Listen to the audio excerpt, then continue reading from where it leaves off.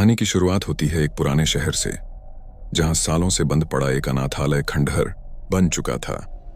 लोग कहते थे कि वहां रहने वाले बच्चों की आत्माएं आज भी उस जगह पर कैद हैं। सालों पहले इस अनाथालय में 50 से ज्यादा बच्चे रहते थे, लेकिन एक भयानक आग में पूरा भवन जल गया। कहा जाता है कि वह हादसा आग नहीं था, बल्कि किसी काले तांत्रिक की बलि का हिस्सा था। उसके बाद से कोई भी वहां नहीं गया। रुचि, एक पत्रकार, इस अनाथालय की सच्चाई जानना चाहती थी।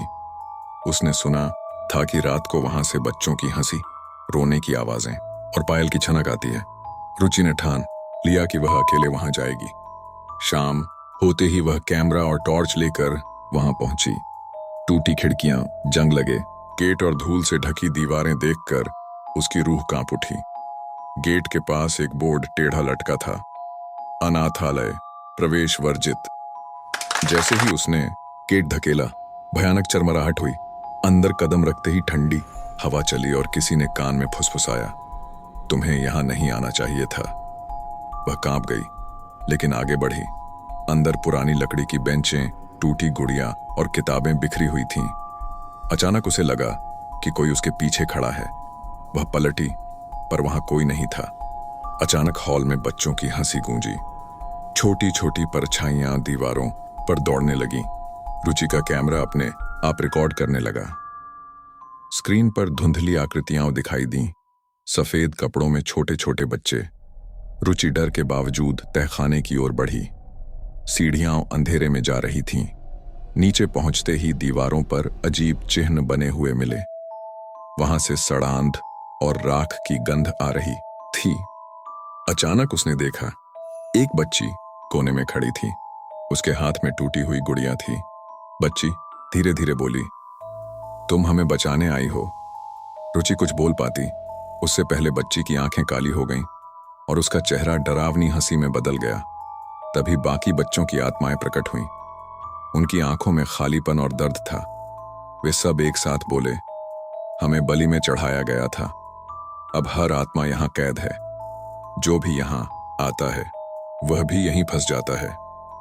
रुचि भागने लगी, लेकिन दरवाजा अपने आप बंद हो गया। जंजीरें हिलने लगीं। बच्चों की चीखें और हंसी मिलकर पूरे हॉल में गूंजने लगीं। उसने अपने कैमरे में देखना शुरू किया। स्क्रीन पर दिखा कि उसके चारों ओर सैकड़ों आत्माएं खड़ी हैं। असली आंखों से कुछ नहीं दिख रहा था, पर कैमरे में सब दिखाई दे रहा था। एक बच्चा उसके पास आया और बोला, अगर तुम चाहती हो कि हम मुक्त हों, तो तुम्हें वही करना होगा जो तांत्रिक ने अधूरा छोड़ा था। उसने जमीन पर एक पुरानी किताब दिखाई, जिसमें मंत्र और बलि के चिन्ह बने हुए थे। रुचि कांपते हाथों से किताब उठाने लगी। तभी किसी ने उसका हाथ पकड़ लिया। वह बच्ची थी, जिसकी आंखों में आंसू थे। उसने कहा, हमें आजाद करो, हमें मुक्ति चाहिए। रुचि ने हिम्मत जुटाकर मंत्र। कुछ महीने बाद शहर के लोग फिर अनाथालय के पास अजीब घटनाओं की बातें करने लगे। रात के समय बच्चों की हंसी, रोने की आवाज और पायल की छनक सुनाई देने लगी। जो कोई भी साहसी वहां जाता, वह पूरी रात के बाद ही बाहर लौटता, अगर लौटता। रुचि अब भी अपने अनुभव से उबर नहीं पाई थी। उसने महसूस किया कि कुछ आत्माएं अभी भी पूरी तरह आजाद नहीं हुई। उन्होंने शहर में रह रहे बच्चों को चेताया, लेकिन कोई गंभीरता से नहीं सुन रहा था। एक रात रुचि ने फैसला किया कि वह कैमरा और डायरी लेकर अनाथालय में फिर से जाएगी। उसे उम्मीद थी कि वह पूरी तरह से रहस्य का पर्दाफाश कर सके। जैसे ही वह अनाथालय पहुंची, गलियों में अजीब ठंडी हवा थी। टूटी खिड़कियां चरमराई, दरवाजे अपने आप खुल रहे थे। हॉल में घुसते ही बच्चों की हंसी गूंजने लगी। यह हंसी अब पहले से भी अधिक भयानक लग रही थी। रुचि ने देखा कि पिछले अनुभव से आजाद हुई आत्माएं कुछ दूरी पर खड़ी है, लेकिन उनकी आंखों में खालीपन अभी भी दिख रहा था। औरतों की परछाइयां अब बच्चों के साथ घूम रही थीं। हवा अचानक तेज हो गई। हॉल में दीवारों से हाथ और चेहरे बाहर निकलने लगे। टूटी गुड़ियाओं और बिखरी किताबें हवा में तैरने लगीं। रुचि का कैमरा अपने आप रिकॉर्ड करने लगा। तभी वह बच्ची दिखाई दी, जो पहली बार उससे मिली थी। उसका चेहरा अब और भयावह था। उसने फुसफुसाया, हम अभी भी फंसे हैं। अगर तुमने अब मदद नहीं की तो हम हमेशा यहां रहेंगे। रुचि ने डायरी खोली और पुराने मंत्र पढ़ने लगी। हॉल में धुंध फैल गई, बच्चों की चीखें और हंसी गूंजने लगी। अचानक एक भयानक काली छाया प्रकट हुई। यह वही तांत्रिक की आत्मा थी जिसने पहले बच्चों को बलि दी थी।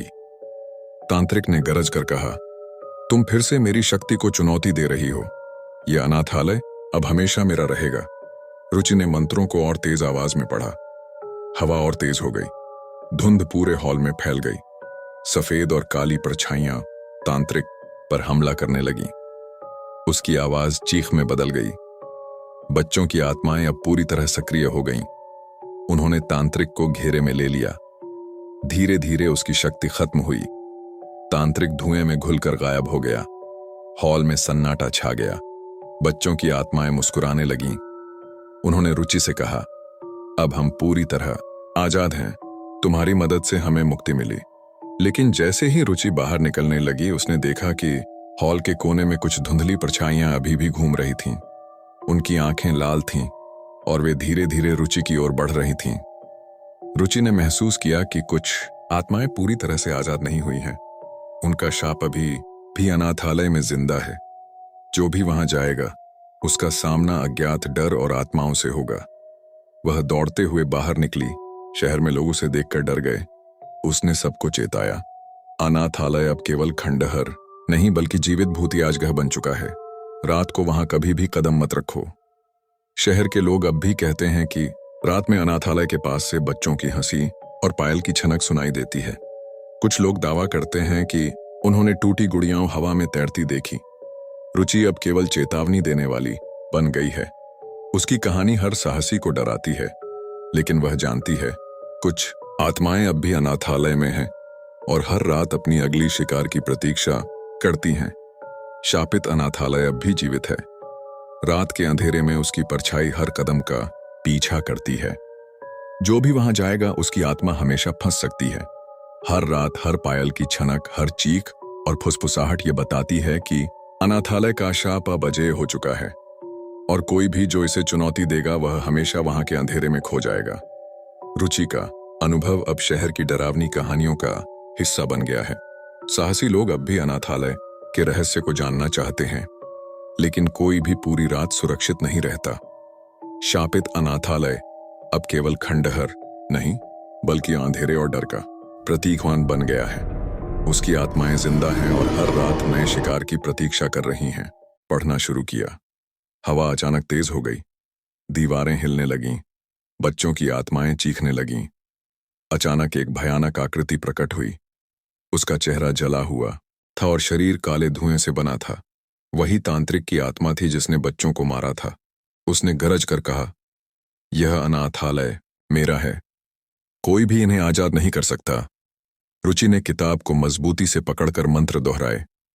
तांत्रिक उस पर झपट्टा, लेकिन हर मंत्र के साथ उसकी शक्ति कम होती गई। बच्चों की आत्माएं उसके चारों ओर घूमने लगीं। उनकी चीखें अब धीरे धीरे शांत होने लगीं। तांत्रिक दर्द से चिल्लाने लगा और काले धुएं में बदलकर गायब हो गया। धीरे धीरे बच्चों की आत्माएं मुस्कुराईं। उन्होंने कहा, धन्यवाद, अब हम आजाद हैं। और एक एक करके वे रोशनी में बदलकर गायब हो गए। हॉल में अचानक सन्नाटा छा गया। दरवाजा अपने आप खुल गया। रुचि बाहर भागी। सुबह होते होते वह गांव पहुंची, लेकिन जब उसने कैमरा देखा तो उसकी रूह कांप गई। वीडियो में आखिरी फ्रेम पर वही बच्ची खड़ी थी, टूटी गुड़िया हाथ में लिए, और उसकी आंखें अब भी काली थीं। रुचि समझ गई, कुछ आत्माएं अब भी अनाथालय में नहीं बल्कि उसके साथ हैं। लोग कहते हैं कि आज भी उस अनाथालय के पास से गुजरो तो बच्चों की हंसी और पायल की छनक सुनाई देती है, और कभी कभी एक छोटी बच्ची हाथ में टूटी गुड़िया लेकर तुम्हें दूर से घूरती रहती है। शापित अनाथालय अब भी जीवित है और अपनी अगली शिकार की प्रतीक्षा कर रहा है।